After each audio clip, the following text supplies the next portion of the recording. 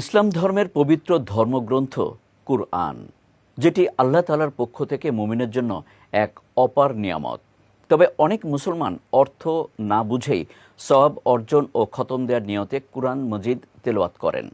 এক্ষেত্রে একটি প্রশ্ন ওঠে, কুরআনের অর্থ না বোঝার কারণে বা না বুঝে আমল না করার কারণে কি পরকালে কোনো শাস্তি হবে? এ নিয়ে বিস্তারিত থাকছে সঞ্জিদা আজিজের ডেস্ক রিপোর্টে। কুরআনের সঙ্গে বান্দার সম্পর্ক যত গভীর হয়, তার ঈমান ও আমল ততই সমৃদ্ধ হয়। কুরআনের তেলাওয়াত শুধু নেকি অর্জনের মাধ্যমই নয়, বরং তা বান্দাকে আল্লাহর কাছে মর্যাদাবান ও প্রিয় করে তোলে এবং তার আমলসমূহকে উৎকৃষ্ট ও মূল্যবান করে দেয়। তবে কুরআনের অর্থ না বুঝিয়ে তেলাওয়াত করলে পরকালে কোনো শাস্তি হবে কিনা এর উত্তর অনেকেই জানতে চান।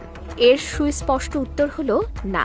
কুরআনের অর্থ না বোঝার কারণে কোনো শাস্তি নেই, কারণ কুরআনের আরবি তেলাওয়াত নিজেই একটি স্বতন্ত্র ও মহান ইবাদত। রাসূলুল্লাহ সাল্লাল্লাহু আলাইহি ওয়াসাল্লাম ইরশাদ করেছেন, যে ব্যক্তি কুরআনের একটি অক্ষর পাঠ করবে তার জন্য একটি নেকি লেখা হবে আর একটি নেকি 10 গুণে বৃদ্ধি করা হবে।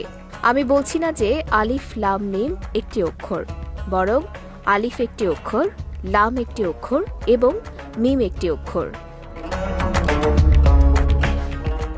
অনুবাদ সহ কুরআন পড়া ফরজ বা আবশ্যক নয়। অর্থ না বুঝিয়ে তেলাওয়াত করলেও তা অত্যন্ত মূল্যবান ইবাদত হিসেবে গণ্য হয় এবং এর জন্য বিশেষ সওয়াব প্রদান করা হয়।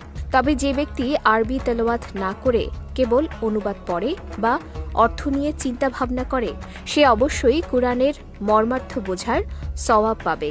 অর্থাৎ কুরআন অর্থ না বুঝিয়ে তেলাওয়াত করলেও তা মহান ইবাদত এবং বিপুল সওয়াবের মাধ্যম।